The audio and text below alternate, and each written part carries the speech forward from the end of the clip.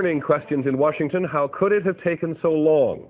So long to arrest the highest-ranking CIA officer ever accused of selling out to the Russians? How did a mole stay in the game for 9 years, at the top rank of the Secret Service? How could the FBI miss the obvious red flags to arrest the double agent? The damage he caused compromised national security, strained international relationships, and undermined the effectiveness of U.S. intelligence operations. Why did Ames betray his country when it needed him the most? Aldrich Ames had his first brush with the CIA in his sophomore year in college for a summer job. After climbing the CIA ladder step by step, he became the chief of the CIA's Soviet Counterintelligence Division. There he had access to sensitive intelligence. He knew the CIA protocols, tradecraft, and intelligence methods America had to counter the Soviet espionage efforts. He was doing a good job in life, except for his drinking problem. Slowly, the married man started having affairs with his secretary, a young Colombian woman. He decided to get a divorce from his first wife and soon got remarried. Life was perfect, or he thought so, because his wife had a major spending problem. Plus, the divorce had left them in a financially unstable state. This led Ames to search for another means of cash flow. Sadly, it wasn't a pretty one. He started spying for the Soviet Union in 1985. The first secret he sold was the identities of 2 double agents. The lives of the people who worked in the Soviet embassy in Washington and were hired by the US were compromised. They were both hanged along with the other 11 Russians he betrayed during the subsequent years. Ames exposed more than 100 secret missions and compromised the life of around 30 informants. He gave out information about 2 very complex CIA operations in Russia before the fall of the Soviet Union in 1991. In return, he got what he yearned for: money, in millions.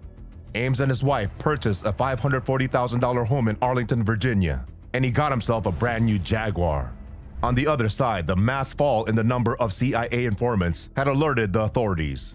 It was definite: there is a mole. The FBI quickly began an investigation under the code name Night Mover. The short list of 20 suspects included Aldrich Ames, but somehow he came out with flying colors on both of his polygraph exams. The investigators noticed the lavish lifestyle Ames was following recently, but nothing alarming was found in his finances. Everybody they spoke with said that his wife's Colombian family was the source of his fortune. The FBI was at a loss. They decided to transfer Ames out of the CIA's Counterintelligence Division in late 1991 in an effort to reduce their list of suspects. He was assigned to a counter-narcotics division, yet he was able to carry on dirty operations almost as easily as before. But this time, the FBI kept a tight eye. They were permitted to tap Ames' phone in 1992 and secretly set up cameras and bugs inside his computer as well as throughout the rest of his home.